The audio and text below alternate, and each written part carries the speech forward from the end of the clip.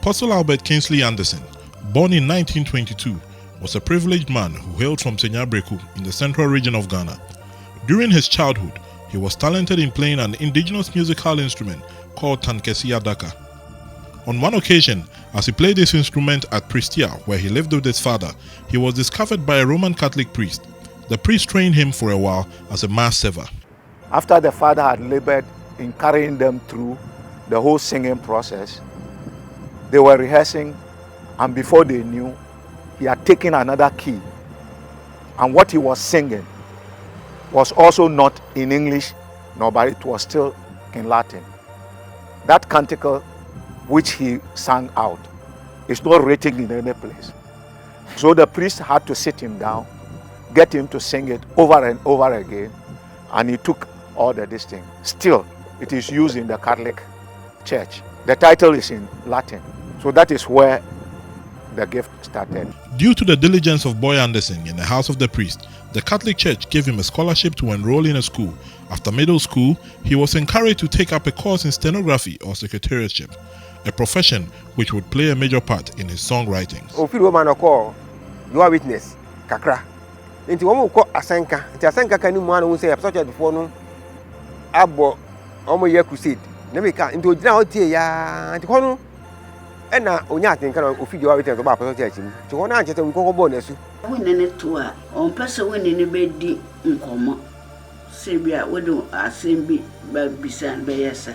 Now, be one say, or to me, bunny tears, po. No, I'm sorry. No, a cup of paper. A boy so get a penna.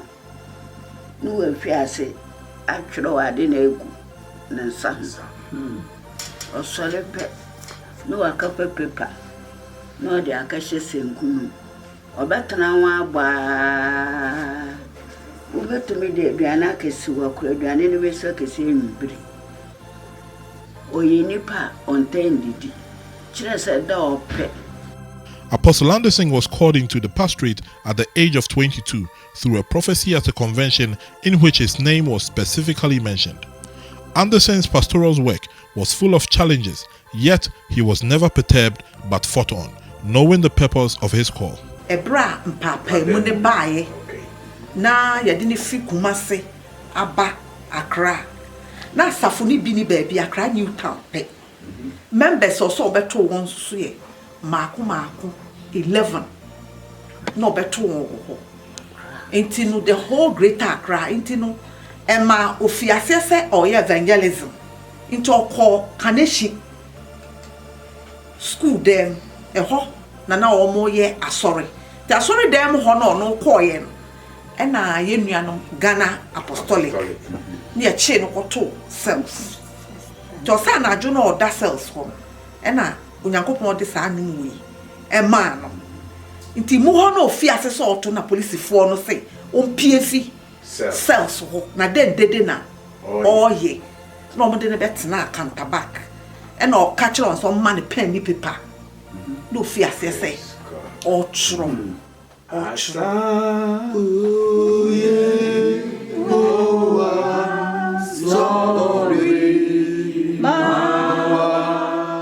1978, 79, and all churches in Africa, Hano, only secular by say, over to Michelle Legon. Now, I'm adopted hymn book back one. African churches in Yabe to me, I know my die about Fonjum. Other musicians are all African in Michelle Legon. You see a friend who can't office in Noaba. Now, Wabo, and you do watch on Waka. And that home, or far, or Apostolic Church. Not only here, and you know, do good cassettes. The other churches owned by Africans, I don't mean a year, and the same money abo. Now, professors no meaning, or our coach can see music, no way. Now, got nothing. Not watch on what you be a very 10. Yeah, to us, and you do the Sunday friend. And if we say also Apostolic Church, I told you also you might the doors over 1,000 hymns. Only you about to go and do me. Oh, no, I say, be a human obedient wakofa.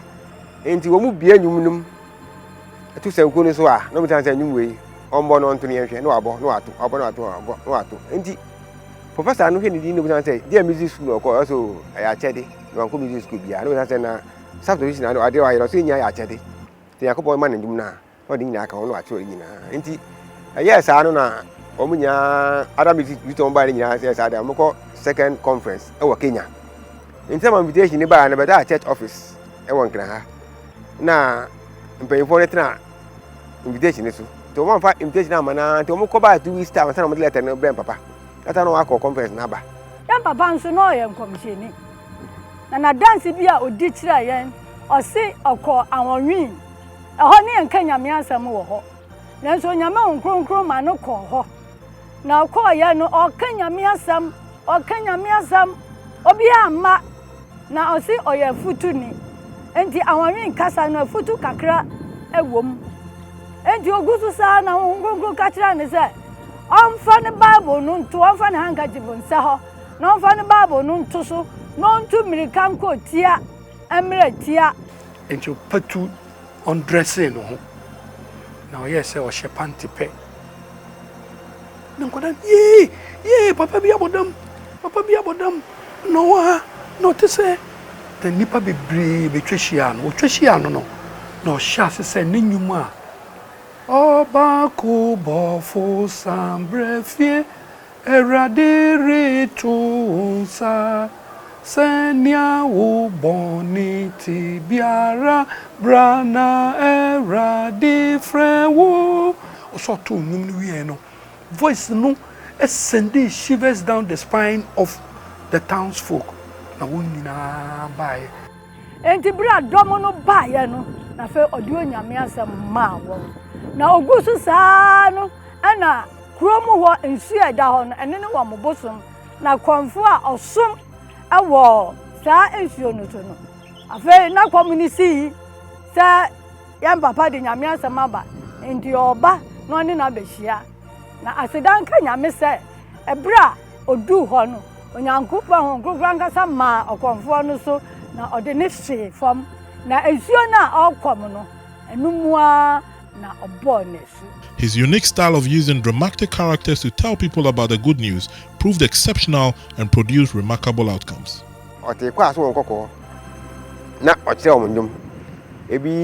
English song. Jesus is in my heart. Jesus is in my heart.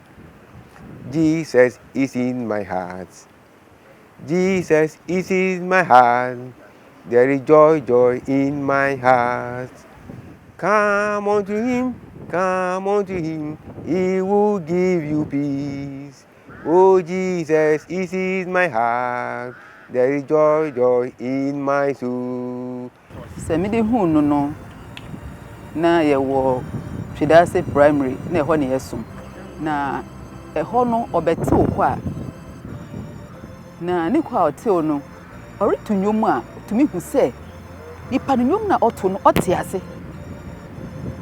Oti nyom na se na eturi bi otu nyom no kura otu nyom na orekyere nyom na nkasa na wo se ntiase onya wo mu nti otumi su we ni hankachi fu apa nanim kire se ade na oreto na se nyom na oreto no oti ase pa New birth choir na mezo na mi ko Roman Catholic na mi chorus and me beto choir na manage ho pa nti me de me ho hye mu o kire ye o kire brofo nyum so enya twanyum kwa na me ka nyum bi a o kire yen o say I know that Jesus is coming to reward me with a crown of glory.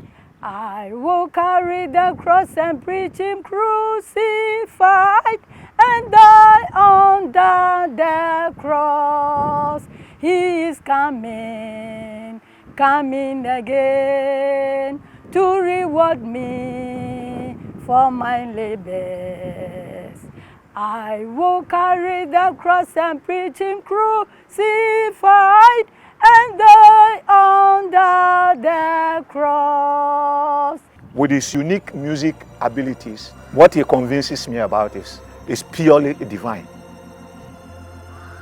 Because up to the time that he passed on, we could be at table eating and he just excuse you, oh, give me 2 minutes. You rush in, go and bring pen and paper, and whilst he's eating, he'll be drafting and he uses the tonic sulfur.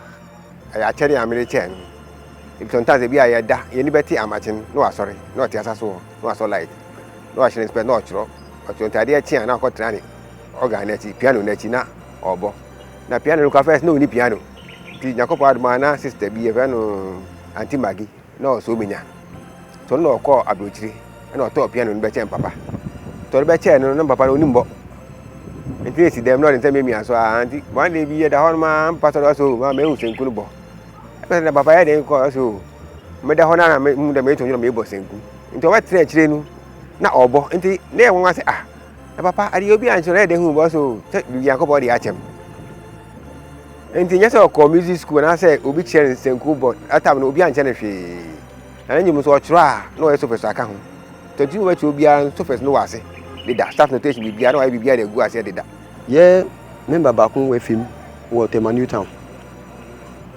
na yesienu na yeye ni nurses asori wo Tema Mahiam Central Church ho sa time no na assembly ba kun pe na yewo ho na papa we begira ho se obeka onyame asem o sati se o ka onyame asem no prekun pe mo se jomna ba ye fa paper and pen amano nti ye di paper and pen amano nti ohia suru sa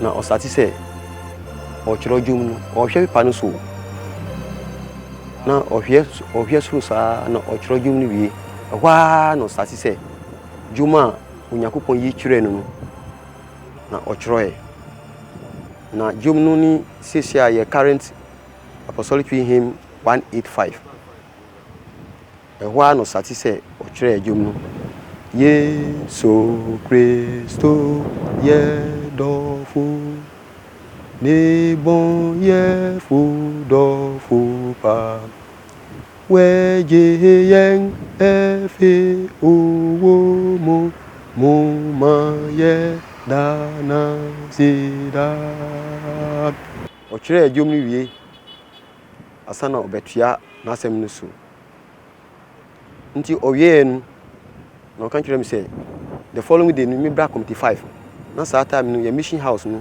e wo committee 5 committee 5 ho nti the following morning me call chen asana me do ho no ma hu say ni piano no eye organ no na owo nanim na sa adwum na o kire no na ochiro other verses no eka ho nti otu jom no na me nsu mi kiro surface no otu mami na me nsu mi kiro surface no se ne be ya me call ye local assembly na me kire ne a otaye no se so nya jom no a eya o kire yen okwan a jom no efa so eba na eno na inspire na ne jom no se o kire a no kura nya me anim na hyase no bon se jom we de yentimi nto jom no te se ne eden waso ebeba nti o kire ya na o ya to amuto kakra so ebeba no to na ebeba within a short time no na jumni nyina ye ho to the background story na or the man that creates the inspiration and the inspiration drives our ability to sing ni kayo lokome lo people pa iwe be mi ni e ba komituwa ni ehie eke dangi yo mongo ina ojogba senu enye iwe se ba bomo da shi dani e ba aba transfer le ke jetemane ni ba ya eke dangbele la yo mo ba filala dani ba ya lele o eche chon beni wo no ase a transfer le e ba di ba chon la ni la bi ane echon en la ni me ko me mu ke fe shika ni me ko me la ke shi le jimoni e mana kan la mi ji la ji Yesu ipon lojimo Yesu ipon lojimo Yesu ipon lojimo ejaka ohe yiwa. We were young, okay, but I liked his spirituality. I like his inspiration. It's like when he's leading a hymn and we are singing the song and he feels inspired, he raises his shoulders like this. I mean, it's a sign. And then No, it was a beauty to watch. He couldn't stand hymns being sung wrongly. He will stop you. Me pejom pa nti me bae achedi edi nkan a me yire de chair me wo asori moye hymn book no nti ema hymn book no me wotete pa de ni bi wo ho nti Apostle Anderson de metimi akase minimo no physically na juma a mebete enenia mi akasa nso metenka ewo na juma eno na ema mini ne se onyo sofo keke. Number 1, oyo nyame somafo ana obofo a me gidie kire me se onyame hyedade ne ba ma asori afei mi hu ne se obeye okofo edema asori if se ne ho abakosem a meteye no hwa o hye na adwuma ase no anche kura na mpapa mu no baaye no na obeye very instrumental edema okona na apostolic asori ekono o hwe Ghana ha anto wa nyina obi enu wa hymn book Papa Apostolic Church ebidim afa bi na omde ebi aka no omde aye hymn book no motototo tama papa mu ba no Apostolic Church be gina enyina ne yafi ndimu so because make open so ni me Apostolic Church no that time no ni mission na odi anim ti sika san bibia o de koy na Apostolic Church mu ni hwe wo Ghana ha so through anyum wey ni pastor Foriado ni pastor Ten obinum womu paye ni njumonto ni asenka kakra na Apostolic Church be gina There are pastors who prophesy powerfully, okay? And we call them prophets, but they are pastors with powerful prophetic gifts. But there are those who are prophets. They are occupied the gift of a prophet. And if I can mention someone I know worked in as a prophet in the gift, I'll mention Apostle Anderson. Nana yam papa ni kon do se enyuma onyame de ma no no. Ko betimi aye na ye hymn book. Nanso na mwa ma na community number 5 ene aye kese no na omo wo Agri Road. I ho na wo som. Ya papa Sampa any overseer cancer na wo mu edikan na wo mu boaboa asafo manu sa mre no na wo mu ye no mwa na oko hinta no hu won sawom se ne be ya obenya asumdwe no de ahyehye nwom no na nsawom ofinsam ba no odi 50 copies edi kan aye hymn book odi ba Agri Road school danum na odi ba no ba no na odi begu ho na obum kotodwe na obom paye na oshira asafo ne se wa mabom moden aboa no na watumi ama onyame atiri mu power opese oda na de ma na asafo no atumi abam no daachi sa local no beye kra behwe eno nenne aye community number 5 yehunu kakraka no nkomsha aye papa ne share no abam. The next stage of the hymn book was developed in 2008 when the National Council of the Apostolic Church Ghana and other stakeholders came together for its copyright endorsement. So that process started, and I witnessed my brother put down over 300 songs and hymns that is in use in the church today. Ushani nyuma poetic, upe rhymes umwa ubinya, upe onomatopoeia umwa ubinya, ube alliteration ubinya, oto obushusha. Ade a medi ho ya okese ne edwom no etiuna gospel musicians ese no se ni ayen yeto no omonto ne saa na omo se no na obia ntime nka ho hwe no ade a medi ho ya okese pa Dimbi woho a eyede. Eye Yesu Kristo din. Ema oyira babefie. Behu mi fini mremu. Metuna eyi hunyomda. Wona desese na wosi tuno fa no. Eye correct kra. Nti na masem ne se okwan benso ne be fa. Sa nyoma sisi ano wontumi tu ni nyina ne woto ya ne se ne baako na woto na agye wiase nyina no okwan benso ne be fa e bitumi de asesa no na be gina se ne se egina say nyina ye baako na the youth coming no say ye gbawo a nyina ho onu na ye kire wo dwom no na because japade a Yakobon di ma apostolic sorry dwom baako a me amankasa mahu a serve as a source of deliverance or dear pa mame ne asesia or start your name say na hymn number 48 na asesia hymn book no aba hymn number 221 asafo Yehowa sorry why ma wahin no so kire wiase bra wiase tumfo no ase asafo Yehowa sorry. The gift Apostle Anderson had was rare. It was a very, very rare gift. And I believe that the pain is a pain and a lesson. I believe that if we as a church, we had taken good care of him, he would have lasted longer than he did. I speak as a man. I don't know what is in God's mind, but from the little I've seen in life, I believe that he would have lasted longer. We would have benefited more from him than we did. Pastor Anderson was a family man. His wife, Deaconess Mary Anderson, would always make it a point to intercede in the temple for her husband.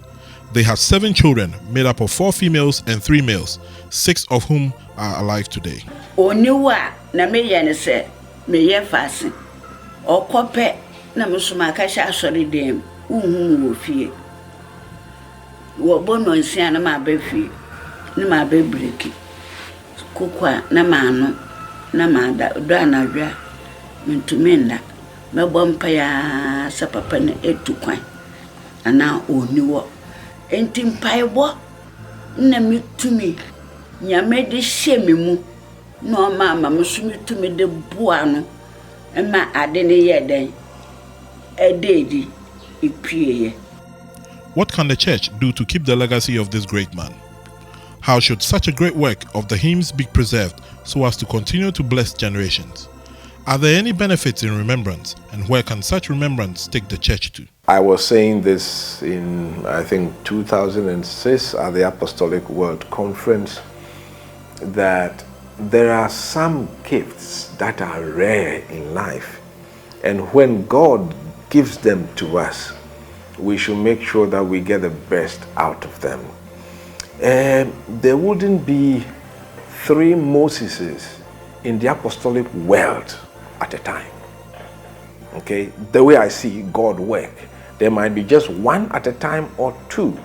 And though the churches are autonomous in the nations, I was advising that we should have a system where if God raises a very rare gift, maybe in Australia, the other apostolic churches in other nations can benefit. What I was trying to say was that we cannot create the gifts, but we can benefit from them. So when God gives them, let us create the platform to benefit from them. Tifibra nyame edisa eniswadi huima me se mene masafo yemfasa festival is wedi ane de akasa kire me mo yedi nkomo na okaso nyame de program bi ato na koma so na ohu se de usi aye no eye choral and hymnal festival ti na waka ho asema kire me da enje ho na o se nana bi be free so aduru aba no asema anasa ade anyame de to makoma so yi kire me no na me hu na ni so papa ti ho na o se ne bomodin ana omo ene Apostle Anderson ye adwuma no ubehu no boabo ma no na mo form committee na yen hyase eni sa adwuma. No great person was very great during his lifetime. Their greatness soared after.